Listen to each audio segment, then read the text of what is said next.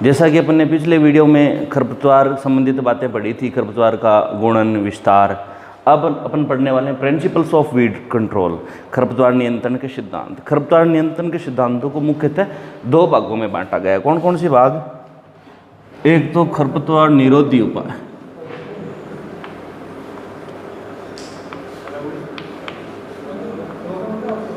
एक तो खरपतवार निरोधी उपाय और दूसरा उन्मूलन। एक तो खरपतवार निरोधी उपाय और दूसरा उन्मूलन। खरपतवार निरोधी उपाय या खरपतवार निषेध अपन कह सकते हैं कि खरपतवारों को उगने ही न देना। अब उगने ही न देना बात से सीधा संबंध किससे है? खरपतवार विस्तार से है। यदि अपन खरपतवार विस्तार को पूरा रोक लें तो वो सारे के सारे किस में आ जाएंगे? निरोधी उपाय में। अपने खरपतवार विस्तार की जो विधियां पढ़ी हैं उनके आगे अपन ये पढ़ लें कि इन सब पर नियंत्रण करना चाहिए तो वो खरपतवार निरोधी उपाय हो जाएंगे।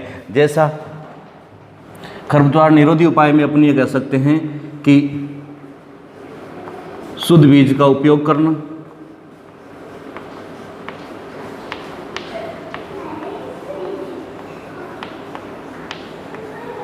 यदि अपन बुआई के दौरान प्योर शुद्ध बीज का उपयोग करेंगे, 0.1% भी यदि अशुद्ध अन्य फसल अन्य खरपतवार के बीजों को सम्मिलित नहीं होने देंगे तो निश्चित रूप से खरपतवारों की संख्या कम हो जाएगी।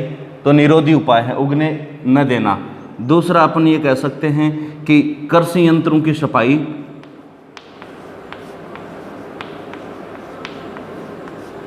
कृषि यंत्रों की सफाई का यहाँ अर्थ है जब अपन एक खेत से दूसरे खेत में या एक फसल से दूसरे फसल की जब बुआई कर रहे हैं तो सीड ड्रिल को साफ करना चाहिए। हालांकि ग्राउंड लेवल पर ऐसा पॉसिबल नहीं है, परंतु सिद्धांत में अपन को ये बात पढ़नी पड़ेगी।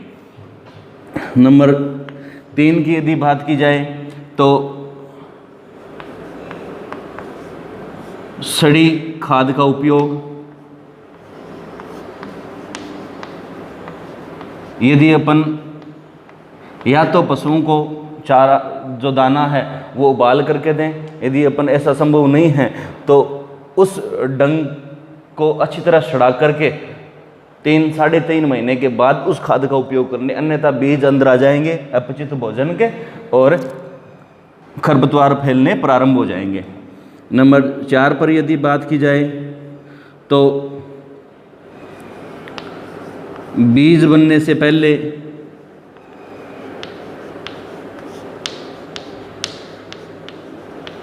नियंत्रण कर लेना चाहिए, क्योंकि जो खरपतवार के बीजों से जनन करते हैं, जैसे सत्यानाशी का एग्जाम्पल अपने लास्ट वीडियो में पढ़ा था, यदि वैसे खरपतवार हैं तो उनको बीज बनने से पहले पहले उनको रिमूव कर देना चाहिए। ये खरपतवार निरोधी उपाय। खरपतवार निरोधी उपाय का मतलब है खरपतवार उगने न देना। यदि इसमें अपन 5वां पढ़ें तो नहर व नदियों के किनारे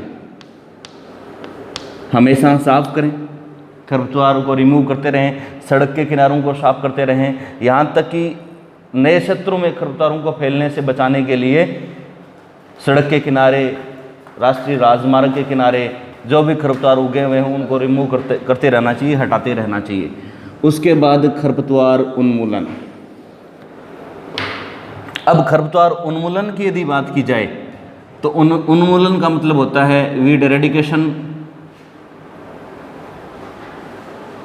का मतलब होता है कंप्लीटली रिमूव करना, पूर्णतः नष्ट कर देना।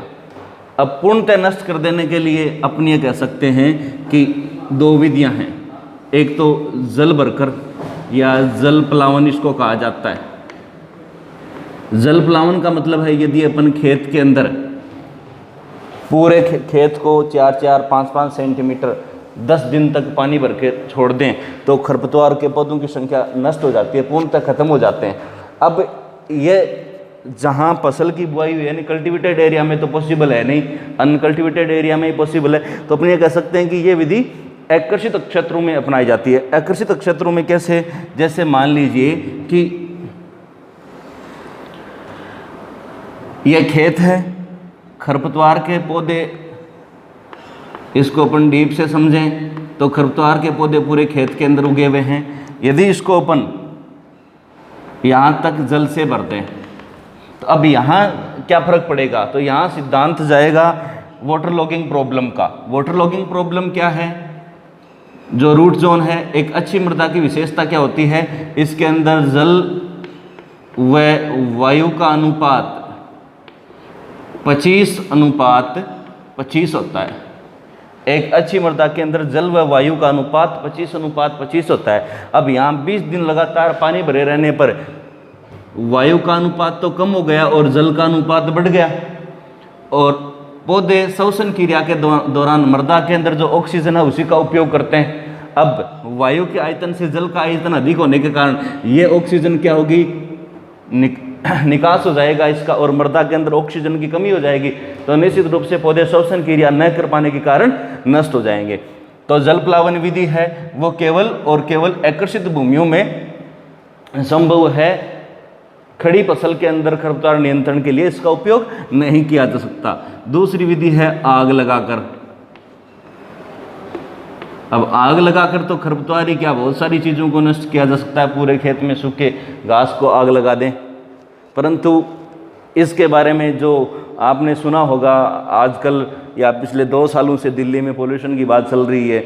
यूँ कहा जाता है कि पराली, जो गंगानगर, हरियाणा, पंजाब, जहाँ चावल की खेती अच्छी की जाती है, वहाँ पराली जलाने की एक कानूनी विरोध उसको माना गया है कि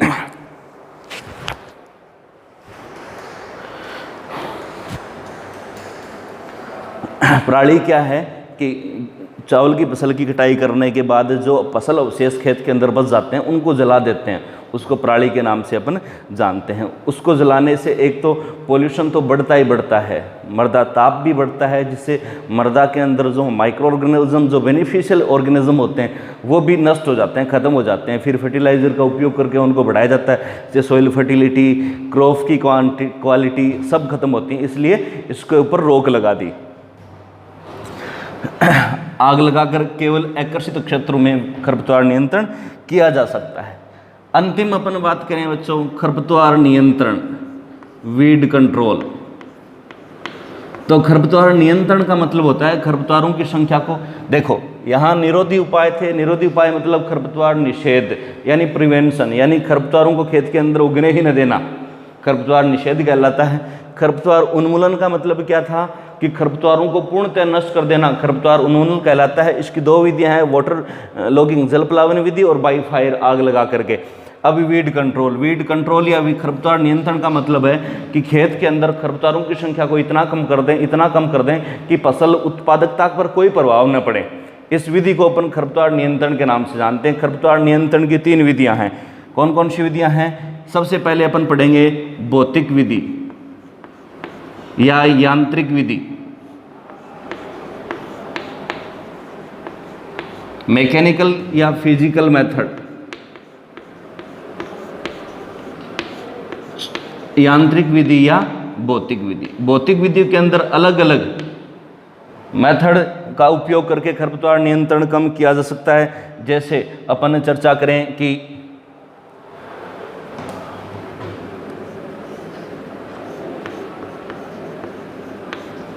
हैंड होविंग। हैंड होविंग का मतलब है कि छोटी खुरपी या अन्य हैंड हो, इनका उपयोग करके खरपतवारों को उखाड़ करके फेंकना, खरपतवारों को काटना। यह विधि केवल और केवल पौधशाला तक ही संभव है। 5 हेक्टेयर गेहूं के खेत में नहीं कर सकते, बहुत समय लगेगा। इधर फसल पकनी प्रारंभ हो जाएगी, उधर खरपतवार नियंत्रण चलेगा। तो हैंड होविंग कहाँ तक पॉसिबल है? नर्सरी या पौधशाला तक ही इसका उपयोग किया जा सकता है। नेक्स्ट यदि अपन बात करें हैंड पुलिंग। हैंड पुलिंग का मतलब है खरपतवारों को हाथ से उखाड़ करके फेंकना। यह विधि भी केवल पौधशाला तक ही सीमित है। ऐसा नहीं है कि खेत में अपन ऐसा नहीं कर सकते, कर सकते हैं, परंतु समय अधिक लगता है। छोटे क्षेत्रों में बीघा, 2 बीघा, 5 बीघा तक ही इसका उपयोग संभव है। बड़े 5 हेक्टर 6 हेक्टर में अपन ऐसा नहीं कर सकते। नंबर 3 पर यदि बात की जाए तो मल्चिंग। मल्चिंग का मतलब होता है पलवार सस्से। ध्यान है ना, पलवार बोल रहा हूँ मैं, तलवार नहीं बोल रहा हूँ, है ना, पलवार सस्से। इसमें अपन क्या करते हैं कि खेत की जब अपन तैयारी करते हैं, जैसे मान लीजिए कि यह खेत है, जब अपन सॉइल प्रिपरेशन करते हैं फसल की बुआई के समय, तो इसमें इस प्रकार की मेड़ बना ली जाती हैं।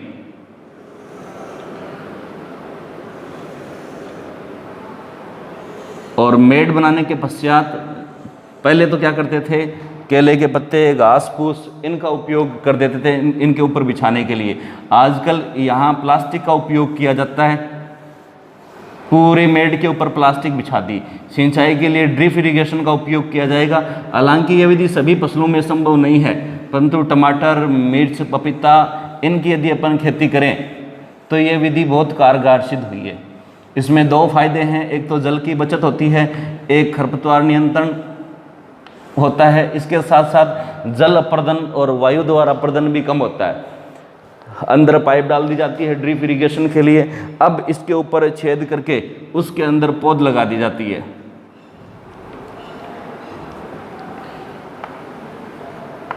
इस प्रकार से तो अपन ये कह सकते हैं कि मृदा के अंदर यदि यहाँ कोई खरपतवार का पौधा ग्रोथ भी करता है तो उसका संपर्क जल और वायु से टूट जाता है, प्रकाश से भी इसका संपर्क टूट जाता है, तो खरपतवार पर नियंत्रण किया जा सकता है।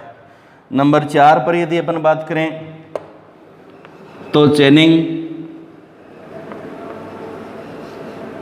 मेथड।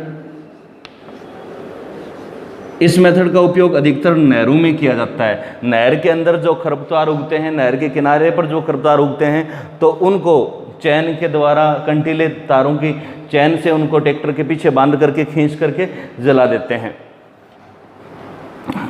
एक बार अपन पुनः चर्चा करते हैं इसमें जितना अपन ने पढ़ा है। खरपतवार नियंत्रण के सिद्धांत, प्रिंसिपल्स ऑफ वीड कंट्रोल।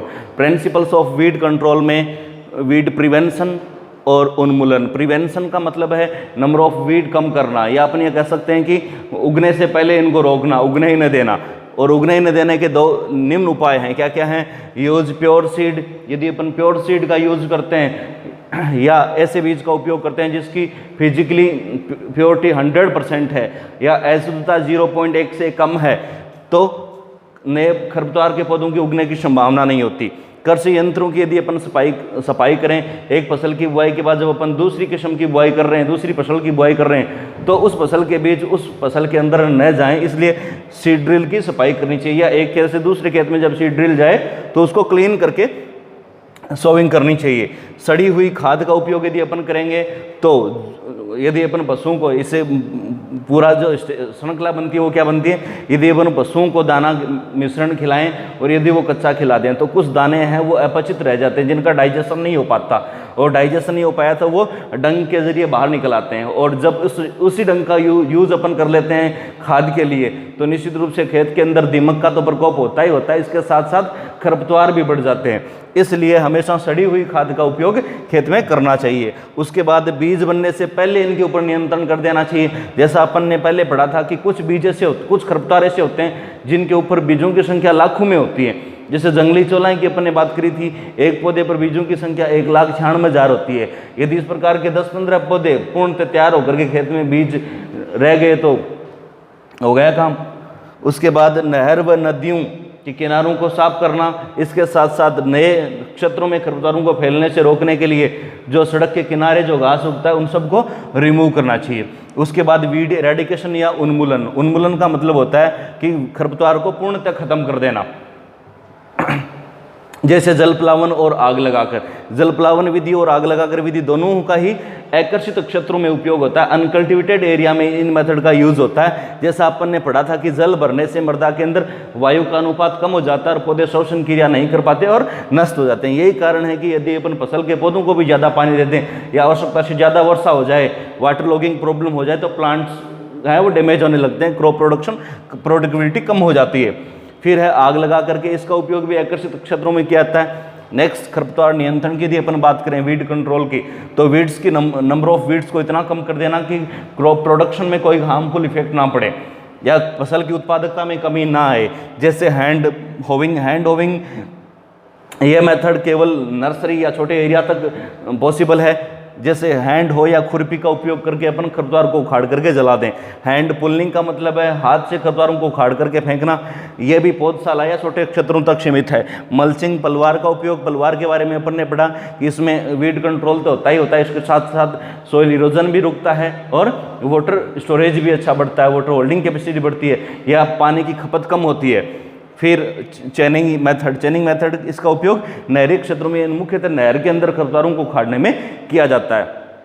इस वीडियो में अपन ने प्रिंसिपल्स ऑफ वीड कंट्रोल पढ़ा है। नेक्स्ट वीडियो में अपन इसी के आगे का बायोलॉजिकल मेथड और केमिकल मेथड पढ़ने वाले हैं। उम्मीद करता हूँ आपको अच्छी तरह से समझ में आया होगा। जय हिंद।